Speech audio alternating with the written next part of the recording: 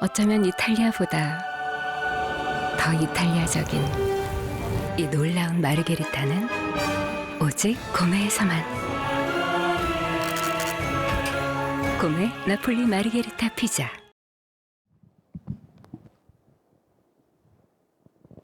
안녕하세요.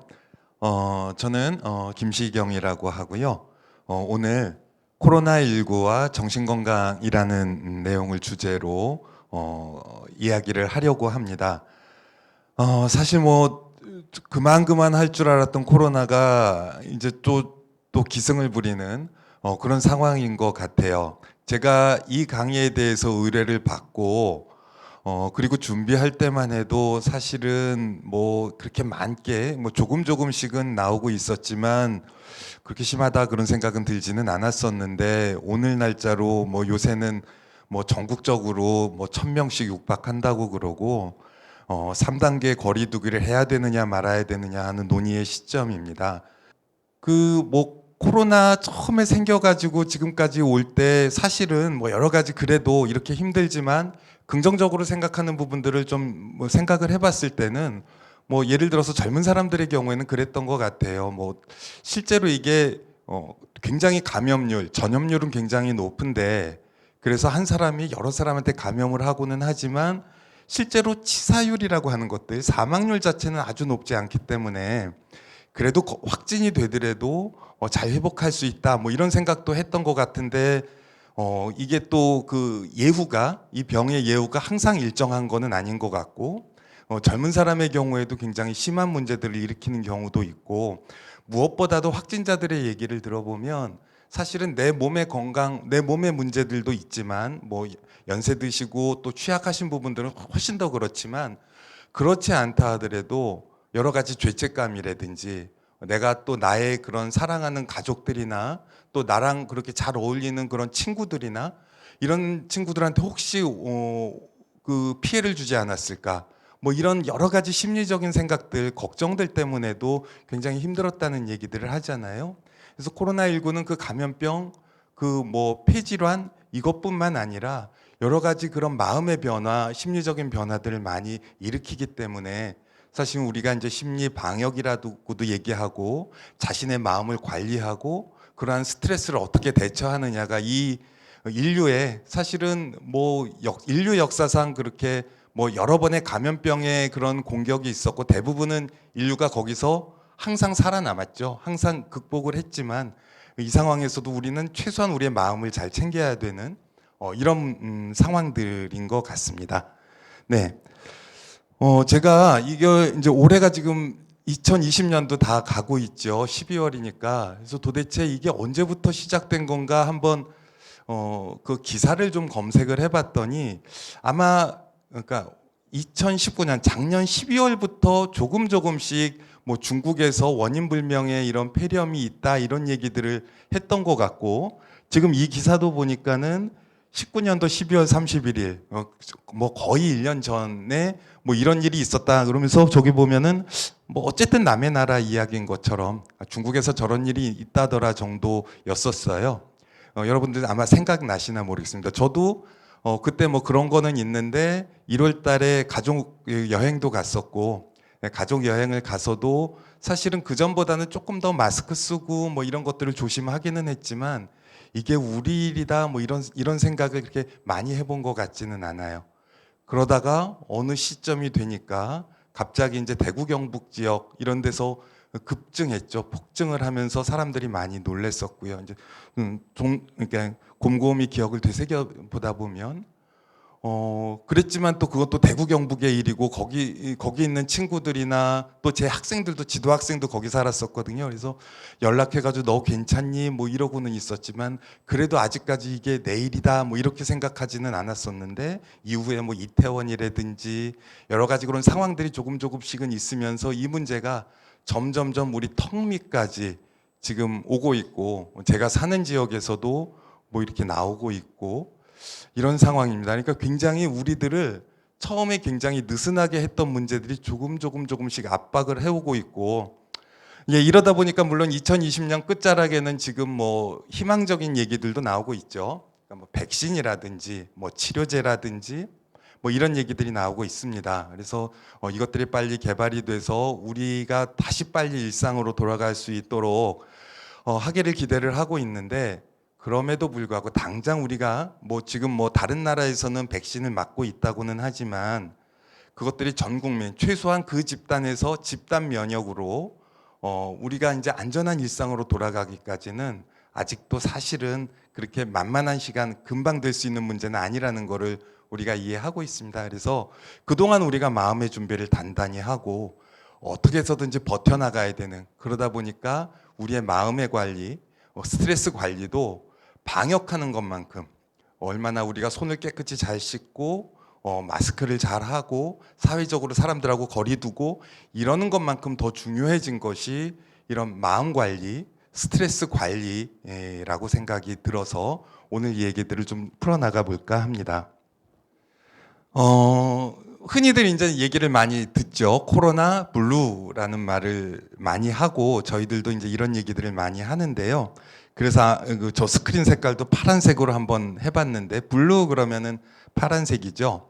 근데 사전을 보니까 블루라는 말에는 파란색이라는 말 위에 그런 뜻 이외에도 무기력하다, 기운이 없다, 우울하다 이런 의미가 있습니다. 제가 정신과 의사로서 정신과 교과서를 쭉 찾아봤을 때 블루라는 말을 그렇게 자주 보지는 못했어요. 근데 이제 어디에서 나왔냐 하면은 산후 블루라는 말이 있었습니다. 그러니까 산후 블루라는 거는 출산하고 난 산모가 아이를 낳고 나서 일시적으로 드는 우울감, 되게 어느 정도는 있다고 그러거든요. 그걸 우리가 산후 블루 그러면서 블루라는 말이 뭔가 조금 우울하고 좀 의기소침하고 그런 걸 얘기하는구나 그때 알았었거든요. 그러니까 이 블루는 사실 산후에 이제 우울증이 오는 경우가 있죠. 그거는 산후 우울증인데 그 좀 차이가 있습니다. 아주 그 질병의 그런 특성으로 심한 우울증하고는 구분해서 우리가 누구든지 일시적으로 올 수 있는 그런 상황을, 그런 우울감, 무기력감, 뭔가 위압감 이런 거를 블루라는 말로 표현을 하고, 그렇게 하고 이제 요새 우리가 코로나 상황에서, 사실 코로나 상황에서 지금 그런 우울감, 좀 위축감, 뭐 이런 것들 경험 안 하시는 분들은 없잖아요. 그러니까 어느 정도만큼은 다 갖고 있어서 아마 이제 코로나 블루라는 말을 그 중에 이제 더 심해지면 이제 정말 심한 우울증도 오고 뭐 여러 가지 질병들도 이제 발전이 될 텐데, 누구든지 지금 겪고 있다 그래서 코로나 블루라고 하는데, 한번 여러분들 다 생각을 해보면 이게 왜 올 것인가, 왜 이런 원인이 무엇인가를 생각해 보면 대개는 다 알고 계세요. 어떤 게 원인일까요? 네. 첫 번째로는 외로워지는 거죠. 사회적인 고립입니다. 코로나 때문에 감염병 시대에 원활하게 우리가 활발하게 활동을 하질 못하죠.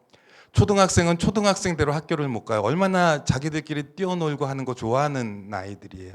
친구들하고 어울리고 놀아야 되는데 집에서 그냥 컴퓨터나 뭐 이런 걸로, 그런 걸로 학교 대신 가고 있는 아이들도 있고, 제 그 직장 그 후배 중에 올해 이제 1학년 초등학교 1학년 가는 아이가 있는데, 그 친구야말로 거의 1학기 다 되도록 학교를 한 번도 못 가봤대. 이게 어린이집 유치원은 가도 내가 학생이라는 그런 처음 느낌을 갖는 거는 초등학교 1학년 때일 텐데, 한 번도 바깥에는 코로나 바이러스만 왜 그 돌아다니고 나는 못 돌아다니게 하느냐라고 엄마한테 얘기를 했다고 그러는데, 그러니까 아이들은 아이들대로, 또 중고등학생들도 마찬가지죠. 중고등학생들도 자기들끼리 친구들끼리 사춘기에 얼마나 뭐 다니고 싶은 데도 많고 하고 싶은 데도 많을 텐데 못 가고 있고, 또 직장인들은 또 직장인 나름대로 뭐 그 지역 내에서 회식 다 못하게 하니까 지금 연말에 굉장히 한 해를 정리하면서 사실은 또 스트레스도 풀고 그래야 또 새로운 생산성도 나타나고 이렇게 이런 것들을 해야 되는데,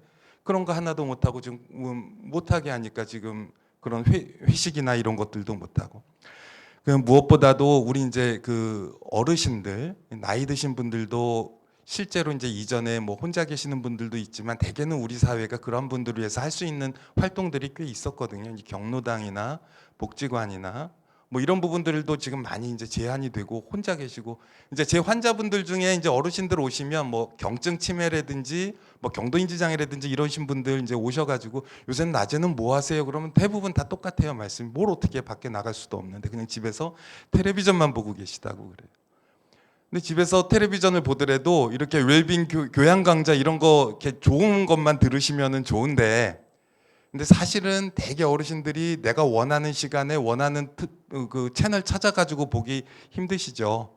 그러니까 대개는 그냥 아무거나 틀어놓고 계속, 그분들이 지금 이 코로나 시대에서 세상과 소통하는 유일한 방법이 그거 하나인 거죠. 그러니까 이런 사회적인 고립 상황에서 우리들이 그 기분이 좋을래야 좋을 수 없는 이런 상황이 하나 있고요. 또 원인으로 이제 생각을 하는 게 건강염려증이라는 말이 있습니다. 그러니까 건강염려증이라는 거는 실제로 그 병이 아닌데도 마치 그 병에 걸린 것처럼 걱정하고 신경 쓰고 자꾸 병원 가서 확인하고 이러는 문제들이거든요. 그 의과대학 2학년 학생들이 2학년이 되면은 병리학이라는 과목을 배우는데, 그 병리학 과목에는 각 질병의 증상 이런 것들을 배워요. 그러면 저도 경험을 했는데, 그 병 배우면 자기가 그 병 걸린 것 같아요. 그래서 교수님한테 가서 나 이거 아니냐고 막 이렇게 물어보기도 하고 뭐 그러는데, 뭐 시대가 바뀌어도 마찬가지인 것 같습니다. 심지어 지난번에 제가 치매 강의하고 나니까 본과 2학년 몇 살이야? 20대 초반 학생이 선생님 전 아무래도 치매인 것 같아요. 뭐 이렇게 얘기를 하더라고요. 그런 게 이제 건강염려증입니다.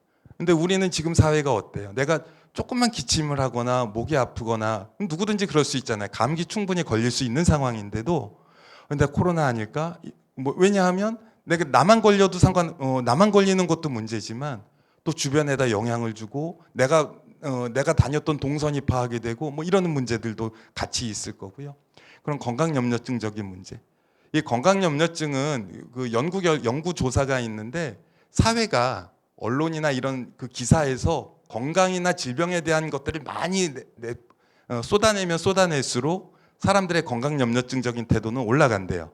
근데 지금 뭐 기사나 이런 거에 거의 절반 이상은 코로나와 관련돼 있는 얘기잖아요. 그러니까 우리가 건강에 대해서 염려를 안 할 수가 없죠. 다들 지금 일정 부분은 건강염려증이 있는 거고, 이게 이제 불안 증상입니다.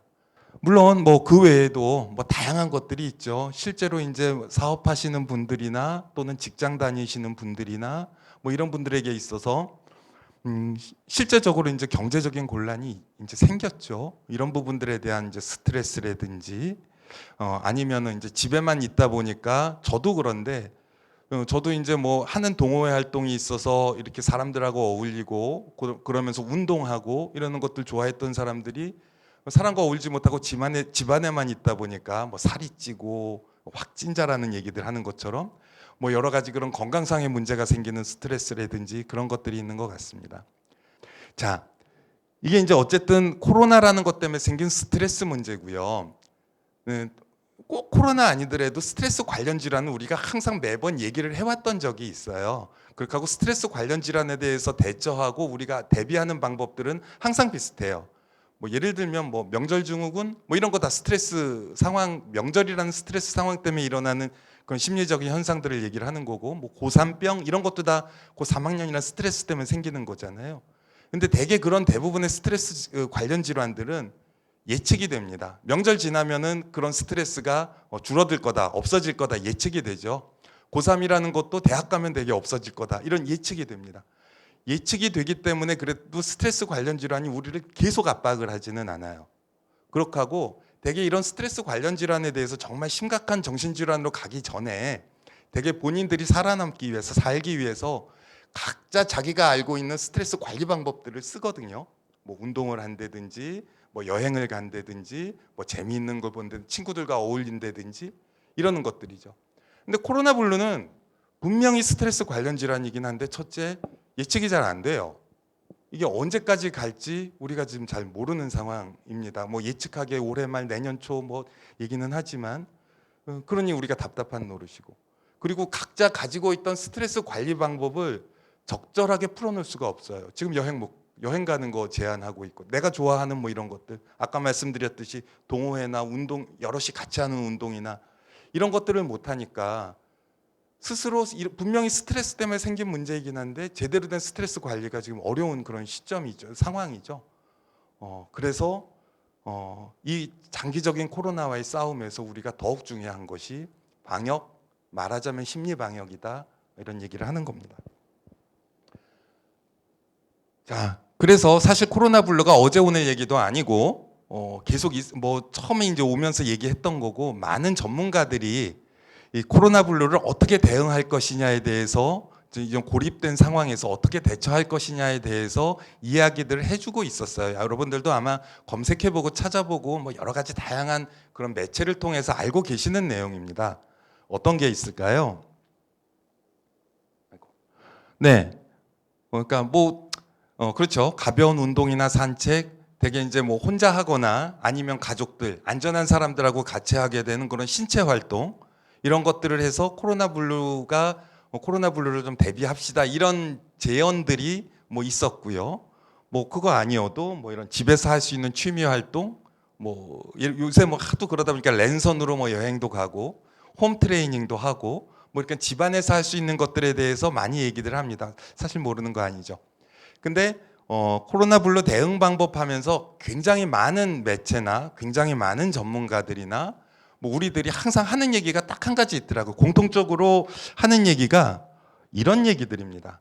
비록 거리는 멀지만, 사회적인 거리를 두고 있기 때문에 거리는 멀지만, 우리가 육체적인 뭐 물리적인 거리는 멀지만 마음만은 가까이 하자, 이런 얘기들을 굉장히 많이 하는데, 거리가 먼데 마음을 어떻게 가깝게 할 수 있는가? 이게 가능할까 하는, 뭐 말처럼 쉬운가? 이런 생각들을 지금 저는 합니다. 왜 우리가 눈에서 멀어지면은 사실은 마음도 멀어진다는 얘기도 있고, 또 가까운 이웃이 먼 친척보다 낫다는 얘기도 하잖아요. 아니, 실제로 가까이 있고 서로 몸으로 부딪히지 않으면 사실은 거리가 멀어졌는데 마음이 가까워진다, 이거 참 어려운 얘기인 것 같아요. 네, 이런 얘기죠. 질병관리본부에서 보여주는 그런 포스터인데, 딸과 엄마가 비록 딸은 뭐 이렇게 굉장히 활동을 해야 되고 코로나에 취약 뭐 그런 모양이, 엄마는 또 연세도 있으시고 그러니까 못 볼 수 있는데 떨어져 있어도 마음은 가까이 하고 포옹을 하고 있지만, 저게 뭐를 경유해서 하는 거냐면 휴대전화. 그러니까 주로 얘기하는 게, 거리는 멀어도 마음은 가까이 하자는 게 문자 자주 하고 전화 통화 자주 하고 뭐 그런 얘기, 이메일하고 SNS로 공유하고 이런 얘기인데, 사실 이런 거를 할 수 있는 그래서 그 원활하게 할 수 있는 경우에는 또 다르지만, 사실은 이런 부분에 또 취약하신 분들도 있고, 특히 그런 분들이 이런 코로나 블루 상황에서 훨씬 더 힘들어 하시는 분들, 더 취약하신 분들이 아닐까, 이런 걱정을 하게 되는 거죠. 그래서 우리가 지금은 사회가 이제 코로나19가 되면서 악수도 잘 안 하잖아요. 손 잡는 거 굉장히 꺼려하고, 뭐 주먹치기, 뭐 악수하고 뭐 이렇게 대안으로 그렇게는 하지만, 제가 요새 이제 의과대학 학생 강의도 지금 다 비대면이거든요. 근데 의과대 학생 강의 중에 의사 환자 관계라는 그런 수업이 있어요. 근데 의사 환자 관계 수업에 있어서 제일 처음 나오는 얘기가 이런 얘기입니다. 의사가 가지고 있는 가장 중요한 기술 중에 하나는 접촉이다. 그러니까 환자를 만져주는 거다, 따뜻하게. 세상에 그것만큼 그 의사가 가지고 있는 그런 치료 효과를 가지고 있는 게 없다. 뭐 일부 사람들은 누가 자기 만져지는 거를 굉장히 싫어하지만, 환자들, 특히 아픈 분들은 절대 아니다. 의사가 따뜻하게 만져주고 손잡아주고 터칭 해주는 것을 굉장히 치료적인 그런 기법이다. 이런 얘기를 코로나19 상황에서 비대면으로 강의를 하고 있습니다. 근데 곰곰이 생각을 해보면, 그래서 저도 이제 환자들 만나고 어르신들 만나고 이렇게 이제 병상에서 환자들을 보게 되는데, 전혀 만질 수 없느냐, 그런 건 아니에요. 대신 내가 철저하게 준비를 해야죠. 철저하게 손도 잘 닦고 이렇게 해가지고 뭔가 이런 인간적인 접촉면들이 점점점 줄어들기 때문에 생기는 현실 검증 능력의 문제이기 때문에, 더 만져주고 그러니까는 보듬어 주는 것이 훨씬 더 중요한 상황이다. 그런데 어떤 상황에서는, 특히 치매 환자에서는 사실은 마스크 벗고 표정 보여줘 가면서 침 튀기면서 얘기를 막 설명을 해줘야 될 수도 있고요. 손 만져주고 안아주고 그게 필요할 수가 있는데, 그런 것들이 지금 부족한 상황이고, 근데 그게 전혀 불가능할까? 그런 생각을 해봅니다. 굉장히 그 온라인에서 화제가 됐던 사진이에요. 텍사스 휴스턴에 있는 한 의사가 코로나19로 그 부인을 보고 싶어하는 그런 환자를 따뜻하게 안아주는 사진입니다. 이렇게 아마 이 의사는 자기 방역복 입고 이 환자를 보고 나서 또 다시 이제 돌아가서 다시 방역복을 벗고 또 다시 입고 또 이제 다른 환자를 가서 또 이제 그 좌절하는 환자들을 안아줄 수도 있겠죠. 근데 기왕 그 치료하는 김에 조금 더 이런 비록 뭔가 그 환자와 의사 사이에 뭔가 한 겹의 그런 방호복 이런 간격은 있지만 그래도 현실적으로 이렇게 도와주는 것이 뭔가 다른 가상적인 뭐 이런 것들을 보여주는 것보다는 훨씬 더 효과적이고, 그렇다고 해서 지금 제가 이 강의를 하고 나서 혹시라도 오해하실까봐 그래서 치매 환자들한테는 마스크 벗고 침 튀기면서 이렇게 얘기해주고 손 붙잡고 안아줘야 된다는 얘기냐, 그렇게 얘기하면 사실은 욕을 먹는 게 아니라 제가 잡혀갈 겁니다.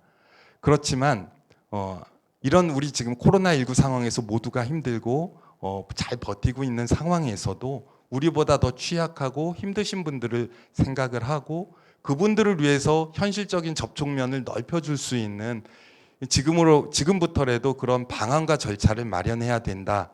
그렇게 해서 안전한 방법으로 이분들한테 현실과 맞닿을 수 있는 방식들을 찾아줘야 된다라는 것이 제 생각이고요. 현실적으로 지금 그래서 곰곰이 생각은 해보자면 그럼 답은 있느냐? 사실 저도 이렇게 지금 마땅치는 않아요. 뭐 별 생각을 다 해봤어요. 차라리 내가 먼저 걸려가지고 그러니까 백신 맞은 효과처럼 면역을 키워가지고 뭐 이렇게 환자들을 봐야 되나? 뭐 내지는 그러니까 이제 이런 생각도 하게 되는데 백신보다는 공학적인 방법으로, 예를 들면 옛날에 독수리 오형제 같은 그런 헬멧 쓰고 이러면은 전염병은 안 옮길 것 같은데 뭐 그런 공학적인 방법으로 뭐 이렇게 개발할 수 있는 방법은 없을까? 뭐 여러 가지 생각을 해봅니다만 아직은 뭐 이렇게 뾰족한 방법은 없고요. 그렇지만 지금 저희들 그러니까 전문가들끼리도 상의를 하는 것 중에는 분획을 하는 것. 사실은 가족들끼리는 상관없잖아요. 가족들은 이미 같이 이제 생활을 공유하고 있는 거기 때문에 이렇게 분획을 하는 게 중요해요. 그렇게 하고 분획이 되지 않는 다른 부분들하고는 철저하게 또 구분하고 이렇게 분획을 나눠서 그 안에서 굉장히 다양한 교류와 활발한 교류를 할 수 있도록 좀 아직은 갑갑하지만 코로나19가 정복될 때까지는 그러한 부분들을 찾아보는 것이 어떨까, 뭐 이런 생각들을 하고 있고, 아마 많은 그런 고민 끝에, 그러니까 사실은 의사와 환자의 문제뿐만 아니라 우리 주변의 이웃, 우리 주변의 그런 가족들 뭐 이런 분들에게도 다 적용이 되는 문제라고 생각을 합니다. 그래서 무엇보다도 다른 사람들보다도 주변에 그런 취약하신 분이 있거나 내가 그렇게 살펴야 되는 분이 있다면 조금 훨씬 더 철저하게 방역을 잘 지키셔야 되는 거죠. 그분들을 위해서라도. 그래서 방역을 철저히 잘 지켜가면서 분획을 해가면서 현실적인 것들을 이렇게 보여줄 수 있는 그런 방법들을 앞으로 찾아봐야 되지 않을까 싶습니다. 네, 그래서 사실은 뭐 다 아시는 내용들이고 뭔가 새로운 것은 없지만 그렇게 하고 이 지난한 코로나와의 싸움에서 할 수 있는 얘기들이 많지는 않지만 제가 하고 싶은 얘기들을 정리를 좀 해보자면 네, 특히 나한테 내 주변에 내가 보살펴줘야 될 사람이 있고 나랑 살펴야 될 그런 분들이 있다면 특히나 더 훨씬 더 철저하게 방역 지침을 지키고 그걸 근거로 해서 좀 더 친밀하게 다가갈 수 있도록 친밀한 접촉을 늘릴 수 있도록 그러기 위해서는 현실 검증 능력이 유지되어 있는 우리가 더 열심히 이런 것들을 잘 지켜서 마스크 철저히 쓰고 손 깨끗이 씻고 그 사회적인 거리 두고 회식 안 하고 훨씬 더 잘 지키는 것들이 무엇보다도 중요하다라는 부분이고요. 그래서 안전하게 만날 수 있는 방법들을 강구하자 이런 겁니다. 서두에도 언급했지만 이거 말고 제가 앞서서 왜 코로나 블루를 극복하는 법 중에 뭐 산책이라든지 뭐 집안에서 할 수 있는 활동이라든지 이런 거 얘기했지만 얘기하지 않은 몇 가지가 더 있는데요. 우리도 사실은 너무 이렇게 그 사회적인 거리를 두고 반경이 좁아지게 되면은 우리도 현실 검증 능력이 떨어져요. 우리도 현실 검증 능력이 떨어진다는 것을 보여주는 반증이 우리가 가짜 뉴스에 속는 겁니다. 그러니까 아까도 항상 말씀드리듯이 강조하듯이 현실 검증 능력이 유지가 되려면 여러 가지 다양한 소스로 우리가 사회와 세상과 접촉을 해야 되는데 세상에서 접촉하는 면이 아무래도 이제 뭐 예를 들면 격리돼 있거나 집에만 있게 되거나 거리를 두게 되면 좁아지잖아요. 그러면 내가 원하는 그런 얘기들만 듣게 되고 가짜 뉴스에 속고 이러는 부분들이 있습니다. 그래서 코로나 블루를 극복하는 방법 중에 제가 말씀드리지 않은 하나는 가짜 뉴스에 속지 않는 것. 그러려면은 최대한 우리도 안전한 범위 내에서 철저하게 방역 지침을 지켜가면서 안전한 방법으로 사회적인 접촉들을 넓혀야 된다라는 것이 있고요. 그다음에 무엇보다도 더 중요한 것은 앞서 말씀드렸듯이 이게 스트레스 관련 질환이잖아요. 스트레스 관련 질환임에도 불구하고 이게 끝이 잘 안 보이고 그리고 일반적인 스트레스 관리 방법으로 해결하기가 참 어려운 그런 사회 상황이 됐기 때문에 문제가 되는데 스트레스 관련 질환에서 우리가 그것들을 극복하기 위한 또 공통적인 대처 방법이 있습니다. 바로 그것은 배려와 나눔입니다. 우리가 특히 소외된 이웃을 생각하고 돌보고 다른 사람에 대해서 먼저 생각을 하고 할 때는 우리 머리, 뇌 안에서 좋은 호르몬들, 심지어 아편과 같은 엔돌핀들이 분비가 돼서 내가 지금 현실적으로 불편하고 힘든 부분들을 많이 상쇄해 준다고 그래요. 우리 다들 힘들고 다들 어려운 시기이긴 하지만 현실 검증 능력이 유지돼 있는 우리보다 조금 더 지금 이 상황에서 사실은 더 고통받으시는 분들은 사회적인 약자분들이 이런 현실에서는 훨씬 더 고통의 정도가 심하죠. 그런 분들을 조금 더 생각해 줄 수 있는 그런 마음들. 이제 연말연시 됐는데 그렇죠. 그전 같으면은 연말연시에 뭐 여러 가지 행사도 하고 나눔도 갖고 뭐 구세군 뭐 여러 가지 그런 기부 행사도 하고 하는데 지금 뭐 코로나 때문에 아무것도 잘 어렵습니다. 우리는 현실 검증 능력이 있기 때문에 랜선을 이용할 수 있어요. 그러니까 랜선을 이용한 무슨 여러 가지 그런 기부라든지 아니면은 나눔이라든지 이런 것들이 활발하게 이루어진다면 대한민국 국민들이 국난 극복의 그런 그 어떤 능력은 전 세계 최고라고 하잖아요. 바로 이런 데서부터 시작이 됐던 것 같아요. IMF 때 금 모으기 했던 것도 사실은 나보다 남을 더 배려하는 그런 마음에서 시작이 됐던 거기 때문에 이런 정신건강의 문제도 아직은 좀 끝이 잘 안 보이지만 서로 이렇게 나눔의 그런 그 미덕을 가지고 이렇게 같이 가면 조만간 우리 이렇게 옛날에 이런 적이 있었지 하면서 웃으면서 지금을 이렇게 추억할 수 있는 시기가 오지 않을까 이렇게 생각을 합니다. 네, 들어주셔서 감사합니다.